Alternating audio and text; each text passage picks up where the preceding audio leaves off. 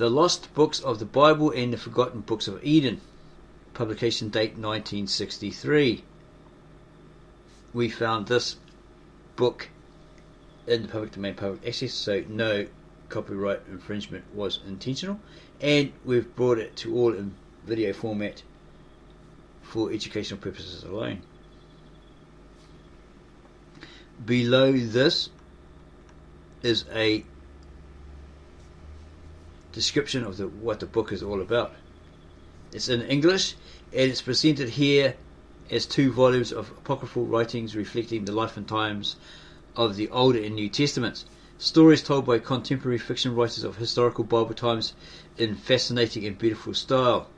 The Gospel of the Birth of Mary, Proto-Evangelion, the first Gospel of the infancy of Jesus Christ. We're actually looking for the Book of Nicodemus, or the Acts of Pilate. We're not sure if it's in here, but anyway, we're going to have a look at this particular book. We're going to expand it so you can read along on your screen. The Lost Books of the Bible and the Forgotten Books of Eden. The World Publishing Company, New York. It doesn't specify one author in particular. The Lost Books of the Bible, being all the Gospels, epistles, and other pieces now extant attributed in the first 4 centuries to Jesus the Christ, his apostles, and their companions, not included by its compilers in the authorized New Testament, and the recently discovered Syriac manuscripts of Pilate's letters to Tiberius, etc., translated from the original tongues, illustrated from ancient paintings and missals. Christ was a joyous boy of the fields. We are not permitted to think that the shadows of Calvary darkened his pathway as a youth, and the apocryphal books of the New Testament show a great deal of the early life of Christ, not to be found in the 4 evangelists. Dr. Talmark. List of illustrations. Introduction to the Lost Books of the Bible by Dr. Frank Crane. The great things in this world are gross. This applies to books as well as to institutions.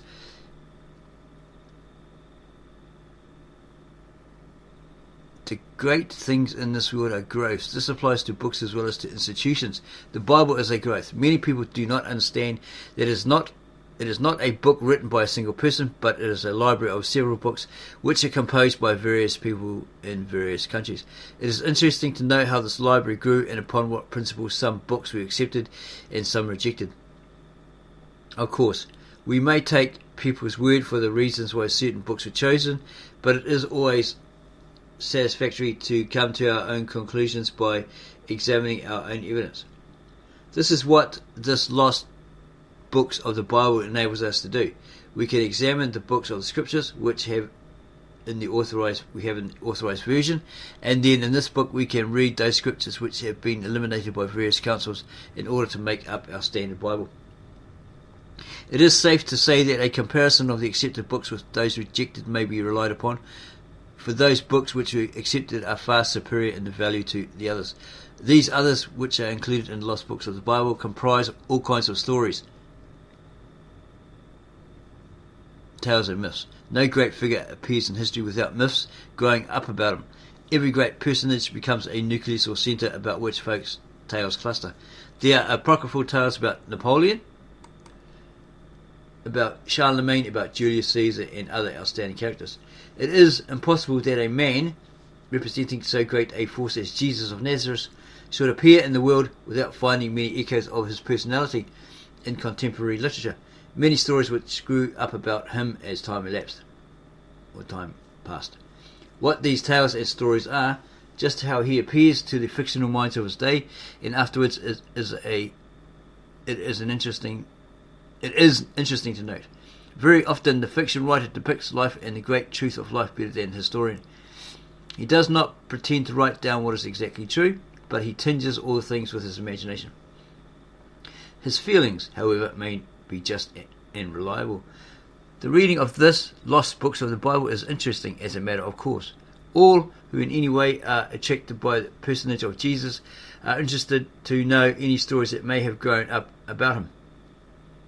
They are also valuable because they enable us to get many a point of view which otherwise would have been lost. History may be true, but in a sense tradition is even truer. It has been said that history records what has been, but tradition tells what ought to have been. It must be remembered also that such a thing as historical accuracy is a comparatively novel product. The older writers never dreamed of it. They wrote in order to be interesting, not to tell the truth. And it is a remarkable fact that the events recorded in the Holy Scriptures, as far as we can find out, were most of them veritable, and the chroniclers were truthful. In this volume, all these apocryphal volumes are presented without argument or commentation. The reader's own judgment and common sense are applied to.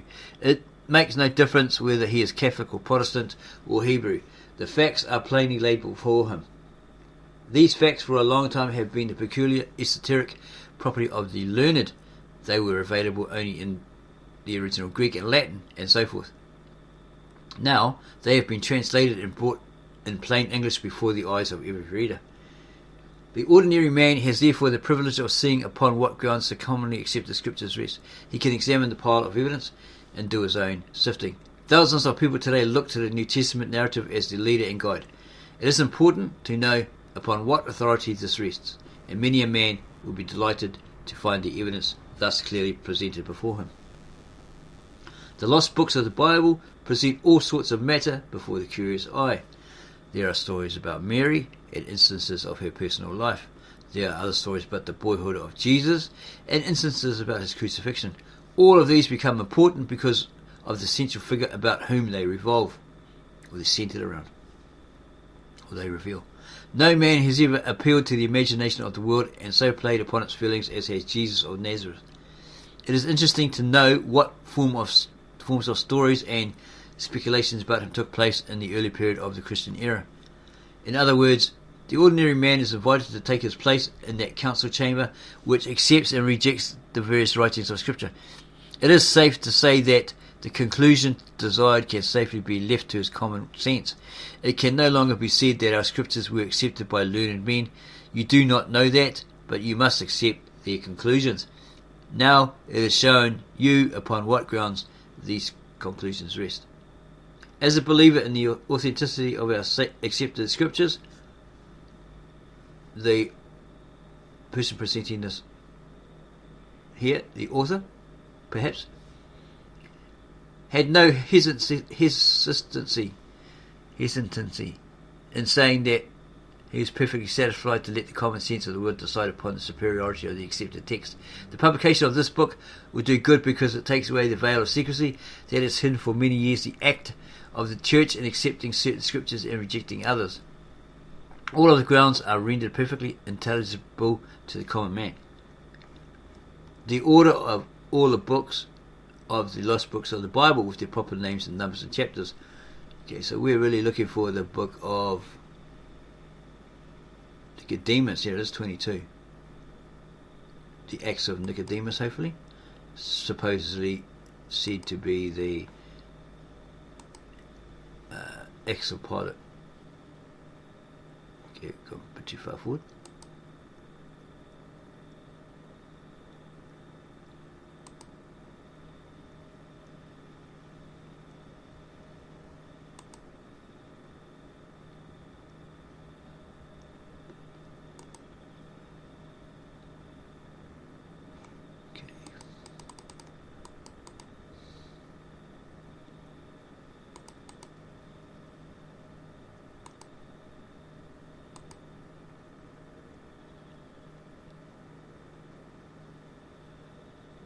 Okay, it's just the actual books of Nicodemus.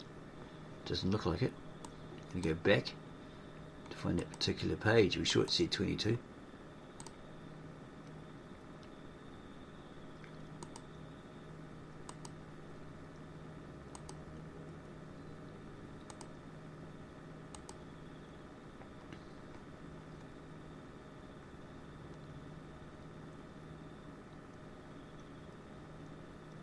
Okay, to go skim through it.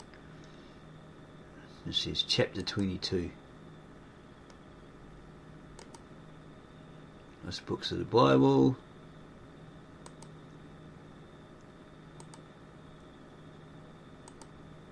Mary.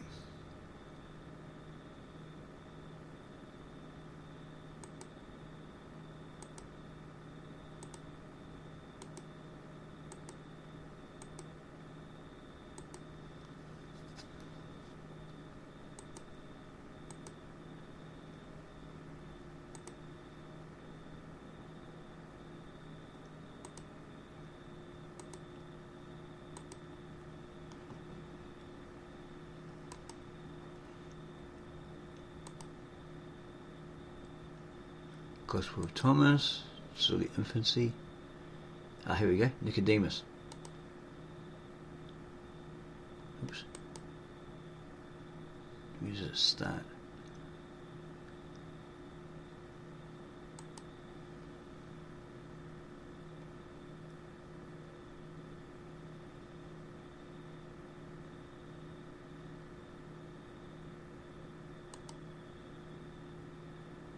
Here we go. The Gospel of Nicodemus, formerly called the Acts of Pontius Pilate. Although this Gospel is by some among the learned, supposes to have been really written by Nicodemus, who became a disciple of Jesus Christ and conversed with him. Others conjecture that it was a forgery towards the close of the 3rd century by some zealous believer who, observing that there had been appeals made by the Christians of the former age to the Acts of Pilate, but that such acts could not be produced, imagined it would be of service to Christianity to fabricate and publish this gospel, as it would both confirm the Christians under persecution and convince the heathens of the truth of the Christian religion. The Reverend Jeremiah Jones says that such pious frauds were very common among Christians, even in the first 3 centuries, and that a forgery of this nature with the view above mentioned seems natural and probable.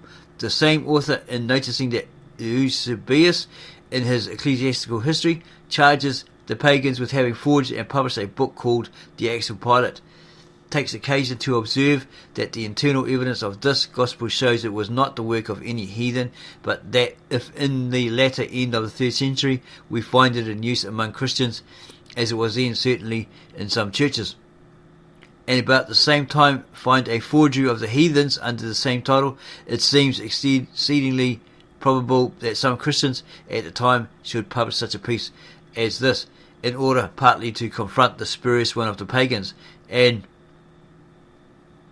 partly to support those appeals which had been made by former Christians to the Acts of Pilate. And Mr. Jones says he thinks so, more particularly as we have innumerable instances of forgeries by the faithful in the primitive ages, grounded on less plausible reasons. Whether it be canonical or not, it is of very great antiquity or age, and is appealed to by several of the ancient Christians. The present translation is made from the Gospel published by Grineus in the Orthodoxographer, Volume 1, Tom 2, page, it must be Tome, page 64-3. 643.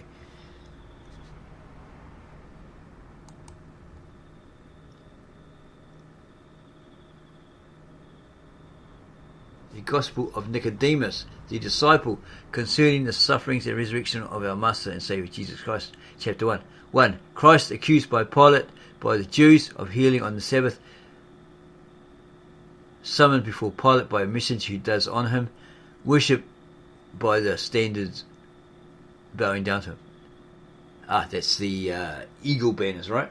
The Roman standard that they bore, right, when they went to battle, or they went marching. They had this eagle icon on this golden pole, or this pole, whatever. That when he, in his presence, they bent towards him, those standards. Annas and Caiaphas and Simas and Datum, Gamaliel, Judas, Levi, Nephalim, Alexander, Cyrus, and other Jews went to Pilate about Jesus, accusing him with many bad crimes. And Jesus and and said, "We are assured that Jesus is the son of Joseph, the carpenter, and born of Mary, and that he declares himself the Son of God and a King. And not only so, but attempts the dissolution of the Sabbath and the laws of our fathers," or forefathers, Moses, etc. Right? Pilate replied, "What is it which he declares, and what is it which he attempts dissolving?" The Jews told him, "We have a law which forbids doing cures on the Sabbath day, but he cures both the lame and the deaf, those afflicted with the palsy, the blind," the palsy is probably leprosy, "the blind and lepers," no, actually it's something else, "the blind and lepers and demoniacs on that day by wicked methods." Pilate replied, "How can he do this by wicked methods?" They answered, "He is a conjurer, and casts out devils by the prince of the devils, and so all things become subject to him." Then said Pilate, "Casting out devils seems not to be the work of an unclean spirit, but to proceed from the power of God." The Jews replied to Pilate, "We entreat your highness to summon him to appear before your tribunal and hear him yourself." Then Pilate called a messenger and said to him, "By what means will Christ be brought hither, or to us?" Then went the messenger forth, and knowing Christ, worshipped him, and having spread the cloak which he had in his hand upon the ground, he said, "Lord, walk upon this and go in, for the governor calls thee." When the Jews perceived what the messenger had done, they exclaimed against him to Pilate and said, "Why did you not give him a summons by a beadle?" By a beadle, and not by a messenger. Is that some sort of bird or a dog or something, or what? For the messenger, when he saw him, worshipped him, and spread the cloak which he had in his hand upon the ground before him, and said to him, "Lord, the governor calls thee." Then Pilate called the messenger and said, "Why hast thou done this? What have you done there?" The messenger replied, "When you sent me from Jerusalem to Alexander, I saw Jesus sitting in a mean figure upon a she-ass." So he was sitting on a donkey. "And the children of the Hebrews cried out, Hosanna, holding boughs of trees," or palm trees, branches, etc., in their hands. Others spread their garments in the way and said, "Save us, thou who art in heaven. Blessed is he who comes in the name of the Lord." Then the Jews cried out against the messenger and said, "The children of the Hebrews made their acclamations in the Hebrew language, and how could you, who's a Greek, understand the Hebrew?" Come on, man. The messenger answered them and said, "I asked one of the Jews and said, what is this which the children do cry out in the Hebrew language?" So he didn't know the language, so he asked somebody else who could speak the Hebrew, and he replied to him, and he explained it to me. This messenger said, he told me what it meant, what they were saying. They cry out Hosanna, which being interpreted is, "O Lord, save me," or "O Lord, save." Pilate then said to them, "Why do you yourselves testify to the words spoken by the children, namely, by your silence?"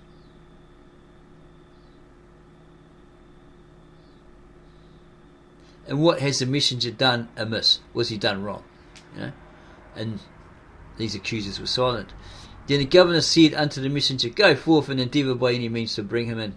But the messenger went forth and did as before, and said, "Lord, come in, for the governor calleth thee." And as Jesus was going in by the ensigns who carried the standards, these are messengers possibly, or guards maybe, somebody who carried these standards, the Roman standards, these eagles on a pole, the bearers, right? They carried these Roman standards. The tops of their standards bowed down to worship Jesus. So these, what they were carrying, actually bent down like a tree, like bends with the wind, like they were honouring him, they were worshipping him. Whereupon the Jews exclaimed more vehemently against the ensigns. They were like, what the hell's going on, What'd you come here for, all that sort of stuff. But Pilate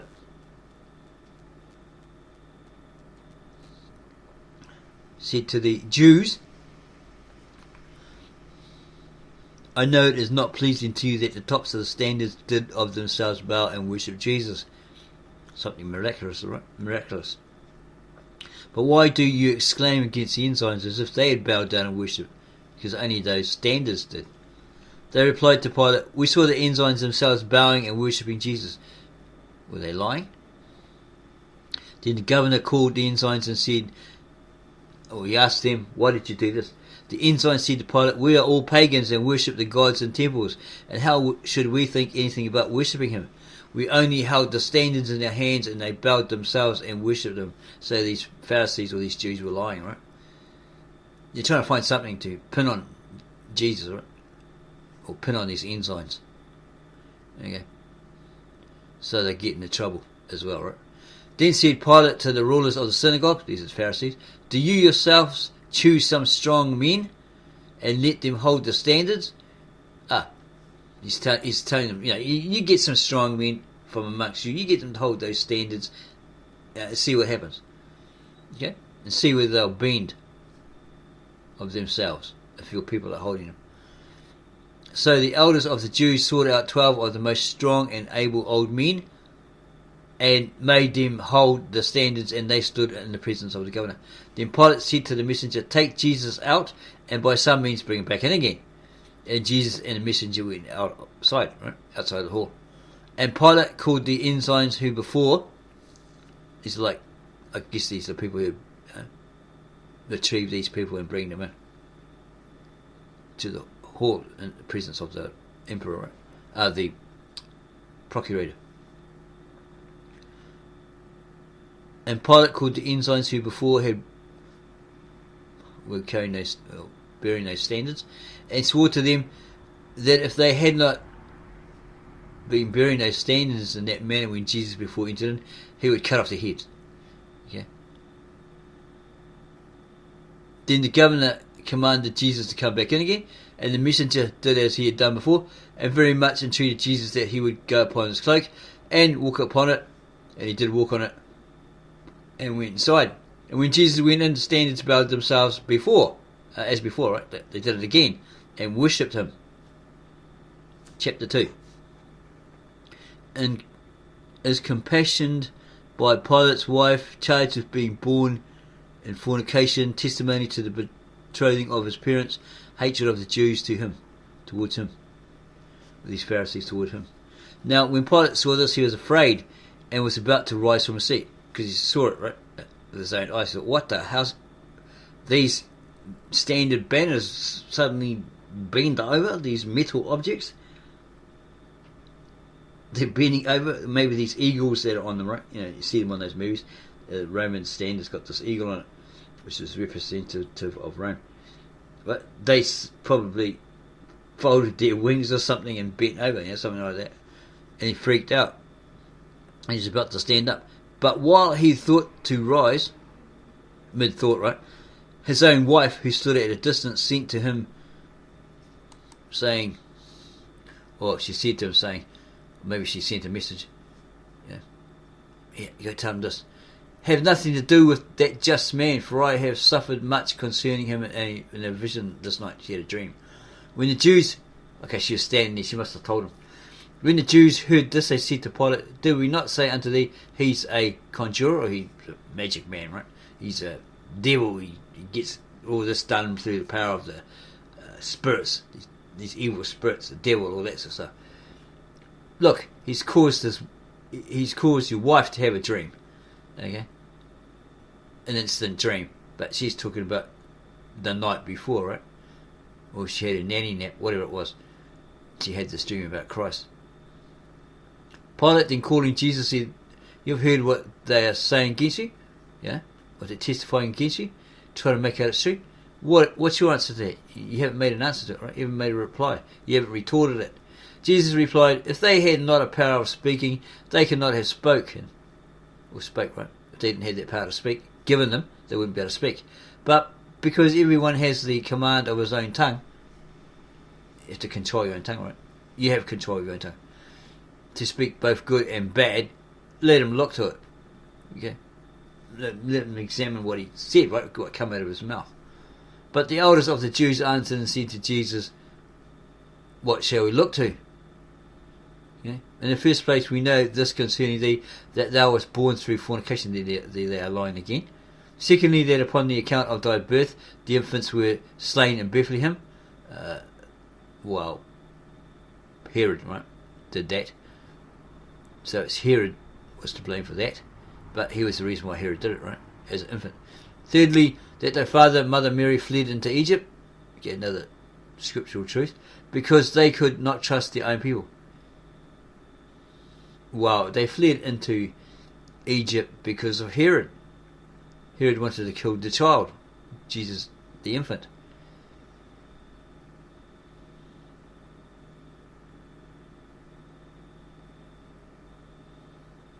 Some of the Jews who stood close spoke more favourably. We cannot say that he was born through fornication. We should prove. But we know that his mother, Mary, was betrothed. She's fiancée to Joseph, right? She's going to marry him eventually. And so he was not born through fornication. Then said Pilate, okay, so that you see their logic and common sense, their reason, right? Okay, well, there's a man and a woman. She's to be his wife. Maybe he married her and then she had this child. Okay? Or something like that. Okay? She was found to be with child. Then said Pilate to the Jews who affirmed him to be born, that Jesus was born through fornication. Right? Adultery, etc. Like Joseph and Mary weren't married. Or someone else had his way with her. This, your account is not true, seeing there was a betrothment and they testify who are of your own nation. Okay, so Pilate said to the Jews who affirmed to him that Jesus was born through fornication, your account's not true, seeing there was a betrothment, like, she was Joseph's fiancée, he's going to marry her, he's promised to her, whatever, however you put it, as they testify who are of your own nation, the fellow Jews, right? So your testimony is a lie. It's not true that he was born out of fornication. And Annas and Caiaphas spoke to Pilate, all this multitude of people, crowds of people, is to be regarded, who cry out, listen to these people, right? Take notice of them. They're crying out that he was born through fornication. And it's a conjurer. It's a bunch of parrots following suit, right? Getting on the bandwagon. And they're saying, oh, he's a magician, etc. One who mucks around with the devil, who calls up spirits and gets them to do this, do their bidding and all that sort of stuff. They who deny him to be born through fornication are his proselytes and disciples. So they're believers in him. They're the ones that pass on his teachings. They've learnt from him, So they're basically his bros. Okay, they're his people in that sense, because they're believers. They believe in him. Pilate answered Annas and Caiaphas, who are the proselytes? They answered, they are those who are the children of the pagans and are not become Jews, but followers of him. So they keep lying. They're trying to get Jesus, right? They're trying to pin something on him, so he'll go down. Then replied Eleazar and Asterius and Antonius and James, Caras and Samuel, Isaac and Phineas, Crispus and Agrippa, Annas and Judas, we are not proselytes, but children of Jews. We're Jews and speak the truth, and were presented when Mary was betrothed, when she was there. Through that ceremony, the Jewish ceremony, promised to Joseph, who's supposed to marry, all this sort of stuff. Then Pilate, addressing himself to the 12 men who spoke this, said to them, I, by the life of Caesar, I prod you to verify that, through your faith, declare whether he was born through fornication, not born through fornication, and all these things that you're saying in response to these Pharisees is actually true. They answered Pilate, we have a law whereby we are forbid to swear, or take an oath, right? It being a sin, let them swear by the life of Caesar, that it was not as we have said, and we will be contented to be put to death. Yeah. If they're lying, and you find out that they're lying and they admit to lying, that they've lied, then we're ready to go to our death. Then Annas and Caiaphas to Pilate, these 12 men, will not believe that we know him to be basically born and to be a conjurer. He's born through fornication, then he's a magic, he's a magician, calls up the devils, all that sort of stuff. Although he pretends that he is the Son of God and a king. So they basically would say that he wasn't the Son of God. He's not the Messiah and he's not the king that he claims, right? Or that people are saying that he is. Which we are so far from believing that we tremble to hear it. They can't stand it, right? Then Pilate commanded everyone to go out except the 12 men who said he was not born through fornication, and Jesus to withdraw to a distance. Just put him aside there, right? And then he said to these people that testify, no, he wasn't born of fornication and all this sort of stuff. These other guys are lying. Why have you Jews, your fellow Jews, got this mind? This determination to kill him. They answered him, they are angry because he wrought cures on the Sabbath day. He broke the Mosaic laws, etc., etc. Right, and they really enforced him. Anyone that did anything, tiny little thing, oh, you gotta get it right. You're breaking the Mosaic law. You pick some wheat off the heads of the wheat, and you ate it. You sneezed on the Sabbath or something. Something ridiculous like that. You didn't walk properly or something. Or you walked, what's the other one? You walked too far away from the temple or something on Sabbath day. You're in big trouble, buddy. So Pilate said, will they kill him for a good work? For good deeds, right? They said unto him, yeah, they'd kill him for that. They'd kill him for anything, If he healed a man on the Sabbath, well, we've got to have him executed. If he helped an old lady across the street, try and pin him, anything on him. Chapter 3. Is exonerated by Pilate, disputes with Pilate concerning the truth. Then Pilate, filled with anger at those Jews, we know the hall, the Jews that made all these false accusations against Christ, and said to those Jews, I call the whole world to witness that I find no fault in the man. Okay? Well, Rome. Okay, anybody else within their territories, right? I'm a procurator, and I didn't find anything wrong with this man. Okay? He's done nothing wrong.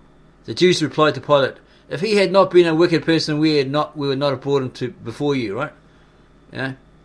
Pilate said to them, do you take him and try him by your own law. You take him away and you put him on trial. You be the judges according to your Jewish law. Then the Jews said, it is not lawful for us to put anyone to death. So Pilate said to the Jews, the command therefore you shouldn't kill or you shouldn't murder belongs to you, but not to me. It doesn't apply to me. I'm a Gentile. I'm not under that Mosaic law, Jewish law, etc. And Pilate then goes back into the hall and called Jesus to himself, and said to him, are you really the king of the Jews? They're saying you're the king of the Jews. Are you the king of the Jews? And Jesus answering said to Pilate, do you speak this from your own volition, or is it coming from you, or did these Jews tell you to come in and ask me, right? Those questions concerning me. Pilate answered and said to Jesus, mate, am I a Jew? The whole nation and rulers of the Jews have delivered you to me. What have you done? Why have they done this? Why are they delivering you to me? What have you done? Jesus answering said, my kingdom is not of this world. If my kingdom were of this world, then would my servants fight? And I should not have been delivered to the Jews. But now my kingdom is not from here. Right? His kingdom is not of the earth. It's in heaven. Okay? And if his kingdom was here on the planet, on earth, then all his followers would rise up, storm the place, knock everybody else out, punch them over, whatever, and then rescue him, right? And off they go. Okay? Because he's a king. and they try to keep that kingdom going. Right? If he's a king, you need a king for the kingdom, right? But that's why he said, I'm not a king of this world. My kingdom is in heaven. Okay?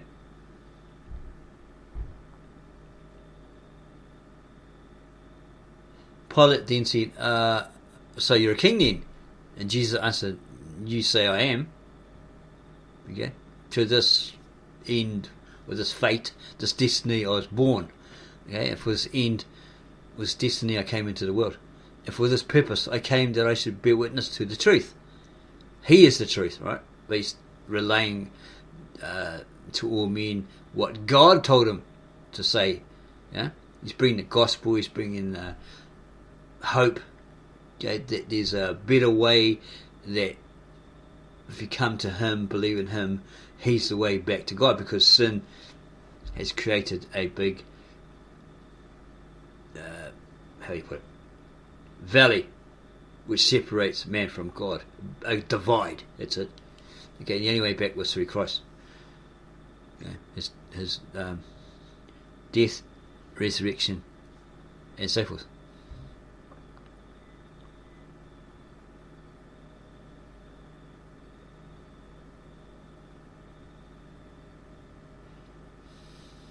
For this purpose he came into the world, that he should bear witness to the truth. And everyone who is of the truth hears his voice. They listen to him, right? They embrace him, they accept him, they believe in him as that truth. Pilate said to him, what is truth? Or what is the truth? Jesus said, truth is from heaven, which is him. Right? Because he obviously came from the kingdom of God, in the presence of God, God incarnate. He came to earth, so it could have a dual meaning. Pilate, or singular meaning, right? Like, you know, all truth is the kingdom of God. But then it could have a dual meaning, like we said. He is that truth, because he came down from heaven to earth, and he'll return after his mission's over, right? His death and resurrection and ascension back to sit at the right hand side of God the Father. And then Pilate questioned him and says, okay, so truth, therefore truth isn't on the planet, on earth? And Jesus said to Pilate, believe that truth is on earth among those who, when they have the power of judgment, are governed by truth and form right judgment.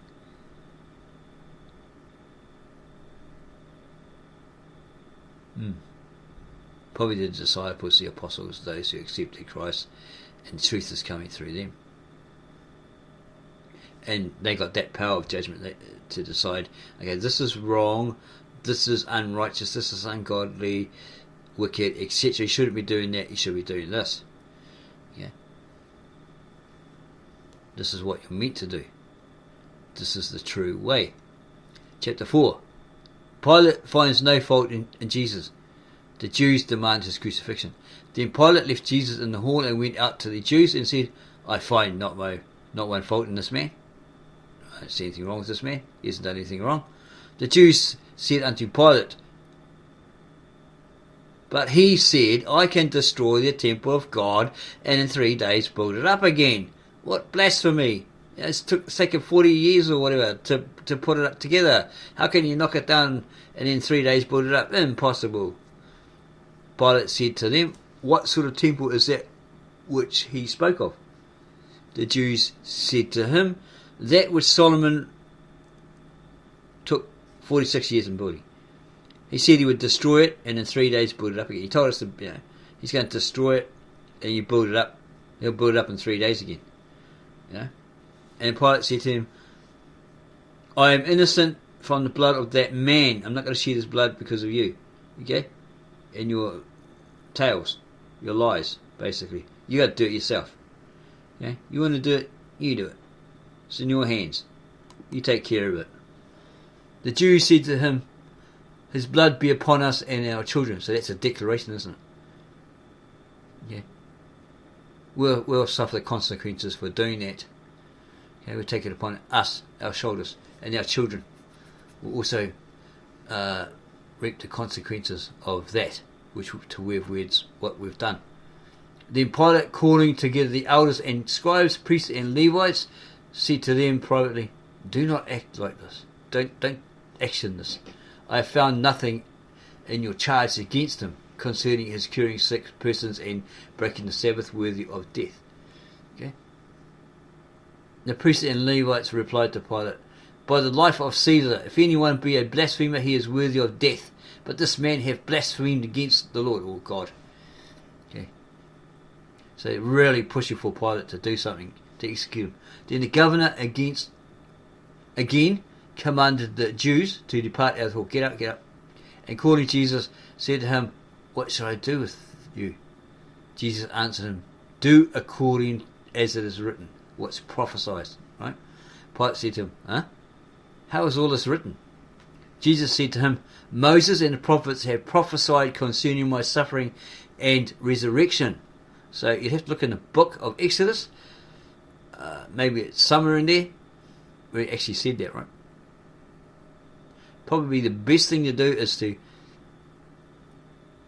tell us to do a video on that, to find out for you what he actually said, or what was said that he said in the original ancient, very old Tab Ashret, Exodus, or wherever others are claiming it's been said, to verify for you exactly what he supposedly said and what was meant by what he said, and that it related to the Son of God, or Jesus, without a doubt. The Jews, hearing this, were provoked. Right? They're angry. They got all snotty and said to Pilate, "Why are you listening to this blasphemy of this guy? Why are you continually listening to it? Don't listen to it any longer." And Pilate said to them, "If these words seem to you blasphemy, you take him. Take him to your court, right? Trial him according to your law, your Jewish law." But the Jews replied to Pilate, "Our law saith he shall be obliged to receive 39 stripes, or 39 stripes, right?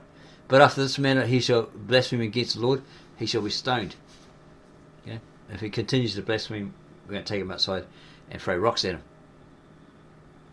Yeah, till he dies. Pilate said to them, "If that speech or what he said was blasphemy, that came from him, you trial him according to your Jewish law, your Pharisaical law, your Mosaic law." And the Jews said to Pilate, "Our law commands us not to put anyone to death. We can't kill anyone.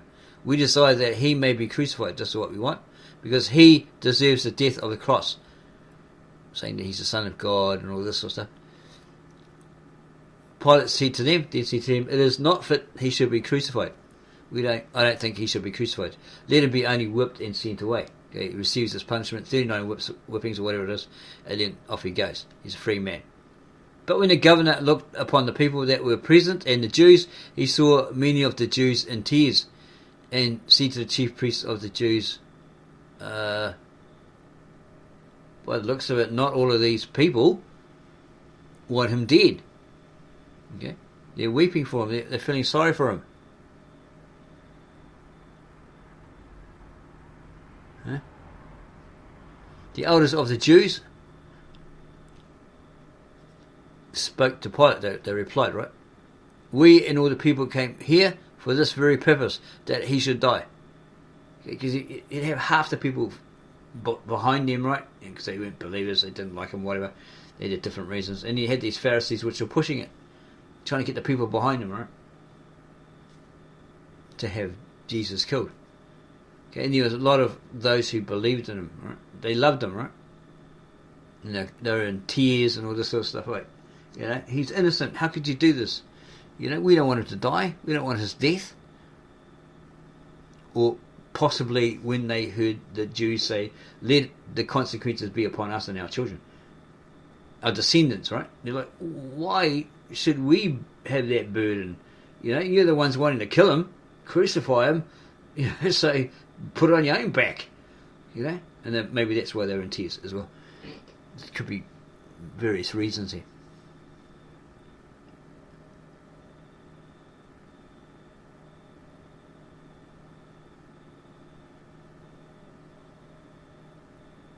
Pilate then said to them, why should he die? They said to him, because he declared himself to be the Son of God and a king. He's a blasphemer. Come on, man. They're basically saying that to him. Chapter 5. Nicodemus speaks in defense of Christ and relates his miracles. Another Jew with Veronica, Centurio, and others testify of other miracles that they'd seen, right? But Nicodemus, a certain Jew, stood before the governor and said, I entreat thee, or telling you, righteous judge, that please allow me to speak to you. So Pilate said to him, yeah, okay, speak up. Nicodemus said, well, I spoke to the elders of the Jews, Pharisees, whatever, and the scribes and the priests and Levites, and all the multitude of the Jews, or the crowd outside of it, in the assembly. We were all gathered in one place, and we were discussing this, right? Shall he be crucified, etc., etc., etc.? What did he do? What is it you'd want to do with this man? He's a man who has performed many useful and glorious miracles, such as no man on earth ever did before. Right? They were like in awe because he healed a withered hand, someone who died, raised him from the dead, all this miraculous stuff they'd never seen that before, right? So the Jews said to Pilate, our law... Oh no, we're on the wrong page. Okay, so they were quite amazed by that, right? Nicodemus revealing it in his speech.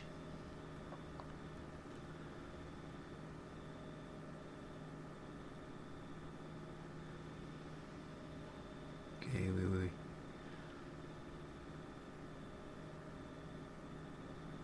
we? Here's a man who's performed many miracles and many useful and glorious miracles, such as no man on earth has ever done before. We've never seen that before. Or never ever. Others will never ever duplicate what he did, what we saw him do. Let him go and don't do any harm. If he comes from God, his miracles, his miraculous cures will continue. But if from men, they'll come to nothing. He'll just be another wannabe. People forget about him. He'll be on his way. People forget about him. They probably won't hear of him anymore. Thus Moses, when he was sent by God into Egypt, wrought the miracles which God had commanded him.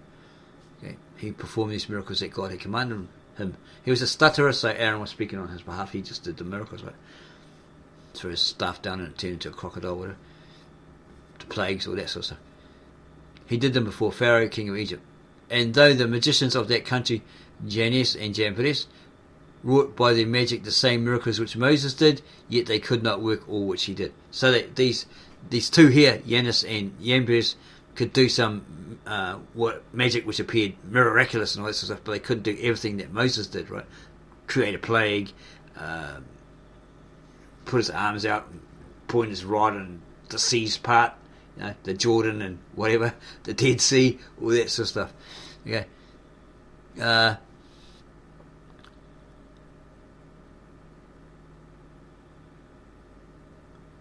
And the miracles which the magicians did were not of God, as you know, scribes and Pharisees, but they who performed these or these minor miracles, or these couple of miracles, they're gone. Okay, and all those who believed in Jannes and Jambres, they're gone, right? Okay, so down here in the footnotes, it's got these are mentioned also as the names of the magicians, 2 Timothy 3:8. Okay, so there's people in their day, Jannes and Jambres, that did this magic. They probably were deceiving, something like that, and then they perished, they died, or whatever. And the people that saw it and believed that they were magicians could do miracles, they're long gone as well. So let this man go, because the very miracles for which you accuse him of are from God, okay, and he is not worthy of death. The Jews then said to Nicodemus, what the? Have you all of a sudden become his disciple, and now you're in his favour, and you're making all these talks and these speeches in his favour? Because you just suddenly become this instant disciple. Nicodemus said to them, is the governor become his disciple also, and does he make speeches for him? Like the Pilate is saying, well, I find nothing wrong with this man. I don't find him guilty or anything. What's he done wrong? So wouldn't they put the same thing on him? Oh, did you suddenly become a disciple, Mr. Pilate? Oh, he's done some trickery on you, and he's convinced you to convert and be one of his disciples, one of his followers. Nicodemus said to them, okay, is the governor doing the same thing? Did not Caesar place him in that high post? Or in that position of high regard? When the Jews heard this, they trembled and gnashed their teeth at Nicodemus. They were really peed off, and said to him, may you receive his doctrine for truth, and have thy lot with Christ. Okay, so if you're going to accept what he has said, right, what the people that heard, etc., etc., like you're a disciple, well, if you're going to push his doctrines of truth, well, then you're going to have to suffer like him. Okay, if he gets punished, you get punished. Nicodemus replied, truly, truly, yes, yes, I'll receive his doctrine and my lot with him. If I go down, I'll go down. All right, I believe his teachings to be true, as you've said. Okay, you're right, I believe it. Right, this is coming from Nicodemus. Then another certain Jew rose up. He stood up and desired the leader of the government. Right, he says, let's just walk over here a little bit, Pilate. I want to talk to you. Right, I want to say a few words to you. Okay, let's have a little talk. So the governor said, speak what you have on your mind. And he says, I lay probably crippled, right, for 30 years by the sheep pool at Jerusalem, labouring under a great infirmity and waiting for a cure. Okay, he couldn't get into that pool, that swirling pool, where the angel stirred it or whatever, according to the scriptures, to get healed. Because every time he tried, somebody else would beat him to it, right? And there's no one around, he had no friends or whatever to pick him up and put him in there when that happened, right? So he'd been waiting for that many years for somebody to come along and heal him by the sheep pool at Jerusalem. Yeah, and at certain times, an angel troubled the waters, right? It stirred the waters, and whoever came first after troubling of the waters stepped in, was made whole and of whatever disease they had, right? But then when Jesus saw him lying there, he said to him, he asked him, do you wish to be made completely healed, made whole? Yeah, right? And he answered, yes, sir, I have no man, but I have no person, no friend, to help me into the water when it's stirred, to put me into the pool so I can get cured, because that's a pool of healing and curing, etc., isn't it? And Jesus said to him, well, you get up off your bed and walk and jump in there, right? Okay, walk over there and jump in there. The Jews then said to Pilate, our Lord Governor, pray ask him what day it was on which he cured of his infirmity. So ask this guy, when did you get healed? Okay, give the exact day, time, hour, month, year, whatever, right? All the details. Trying to track this guy, right? The Jews said to Pilate, do we not say that he did these cures? He laid on these curves on people, healed them, all that sort of stuff, did his healing, whatever, miracles on the Sabbath, and he cast out these devils from, because they believe that, okay, if you had diphtheria or tonsillitis or something, or you had a withered hand or whatever, it's because it's generational curse, or you had a devil in you, and all this sort of stuff, right? Okay. So if Christ casts out these evils, or if you're demented as well, right? Yeah, you're a bit insane there. You had a devil in you that was making you like lash out, spit out, and all that sort of stuff, right? At different people passing by, whatever. Okay, so how could he cast the devil out? He's basically a devil casting out devils. He's getting the power from the devil to cast out devils.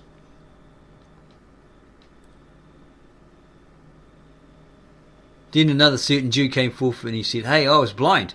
I could hear sounds, but could not see anyone. And then Jesus was going along. I heard the multitudes passing by, and he knew, someone important was here. And they were saying, Jesus, Jesus, whatever. So he figured out, it's Jesus, right? He'll heal me if I could just get over there, and whatever. They told me that Jesus was passing by, so that's how he knew Jesus was going by. Because he's like, hey, what's the excitement, right? Okay, they said, Jesus, the Messiah is walking through. Out the way, out the way. So he cried out saying, Jesus, Son of David, have mercy upon me. Because he's blind and all that sort of stuff. And he stood still. He stopped and he looked around and he saw this guy and he said, okay, bring that man to me, peoples. And he said, what do you want me to do? He says, I haven't seen, I've been blind since whenever, and I'd like to see again. So Jesus said to him,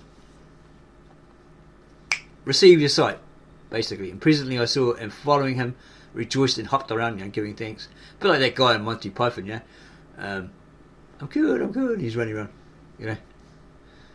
before he falls in the pit, whatever it was.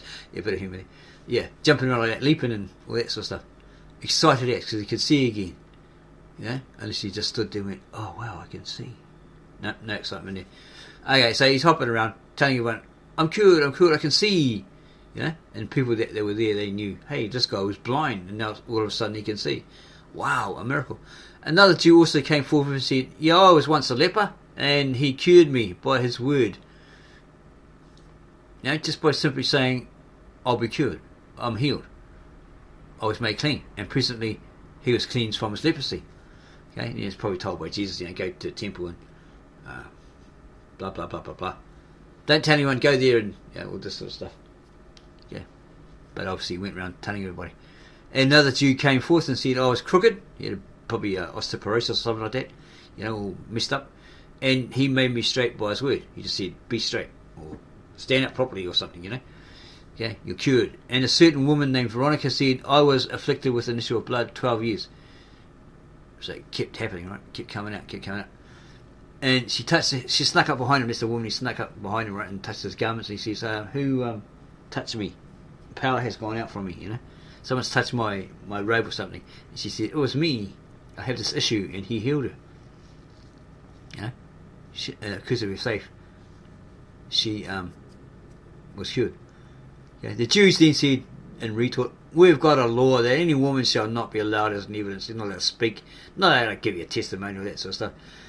A way to shut her up, right? And after other things, another Jew said, I saw Jesus invited to a wedding with his disciples. Remember that one? And there was a want of wine in Cana of Galilee. And when the wine was all drunk, everyone had drunk it all, had their fill, he commanded the servants that they should fill 6 pots which were there with water. They were empty, and he said, fill them up with water. And they did. And then he blessed them and turned the water into wine. And all the people drank, being surprised at this miracle. And this wine was like the best wine.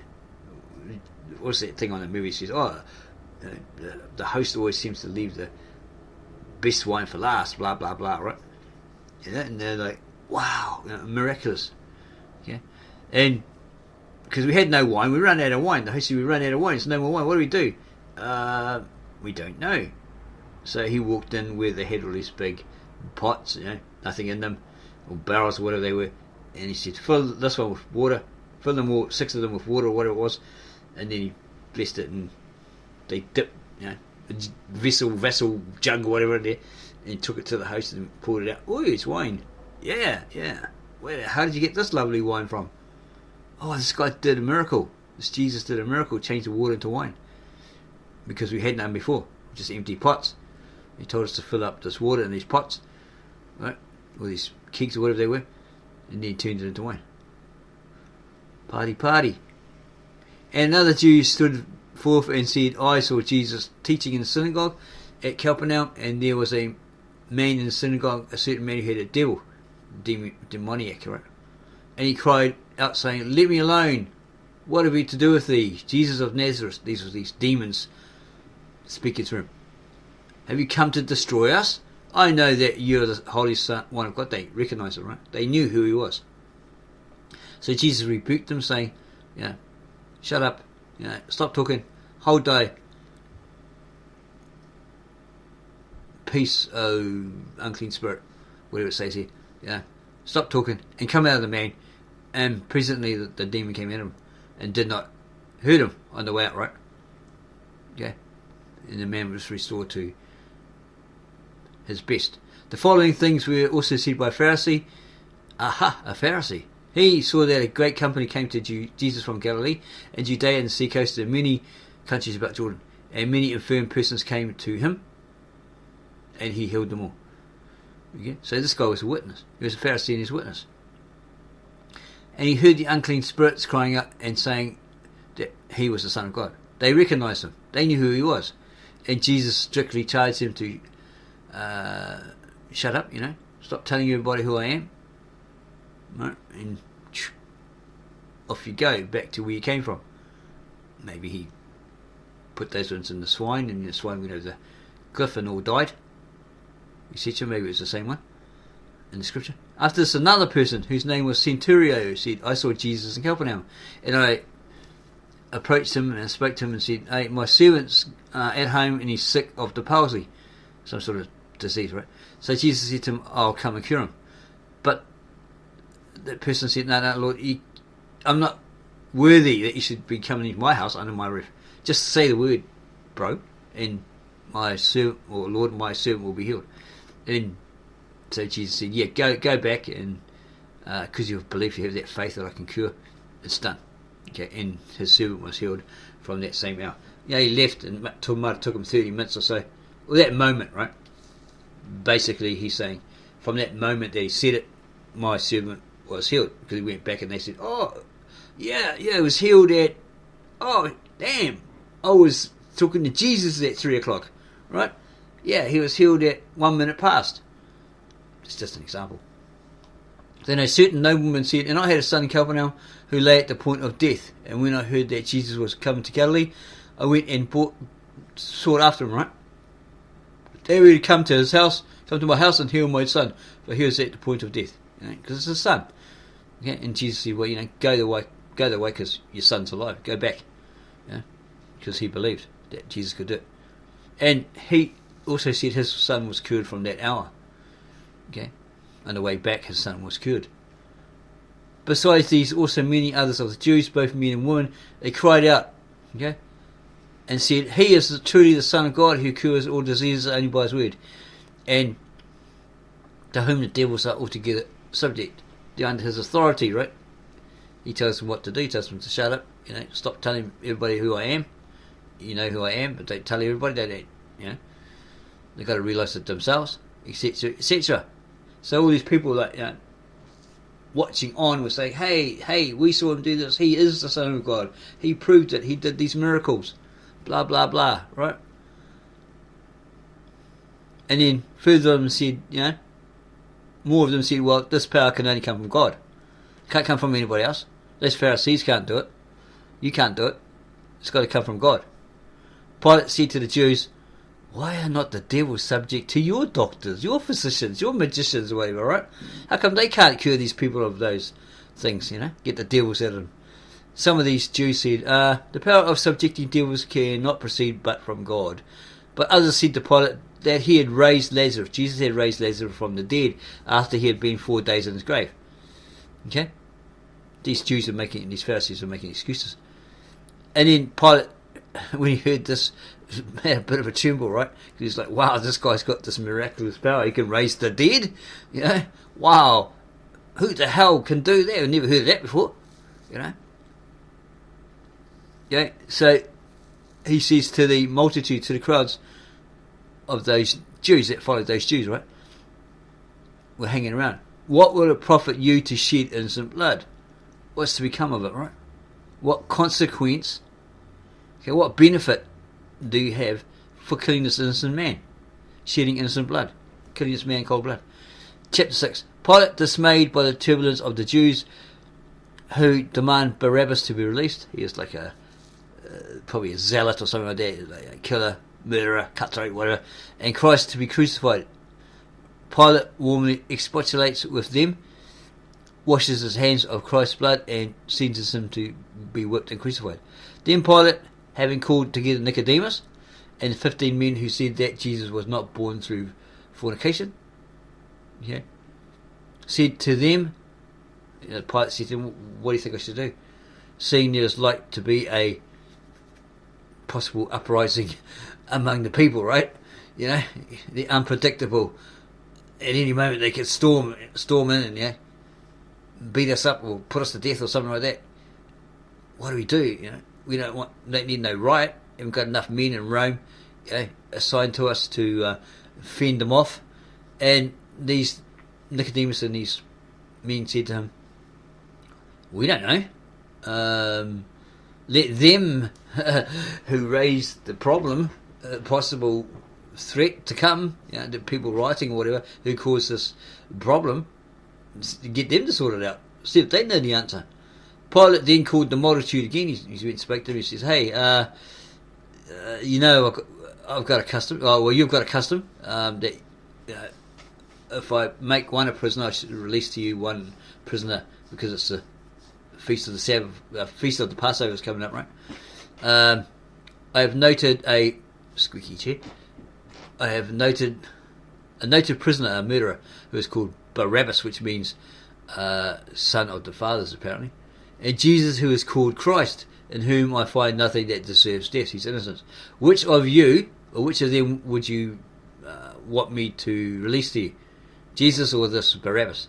So all the people cried out, Barabbas, Barabbas, Barabbas, right? Release this Barabbas. Okay? Not Wadja, Barabbas.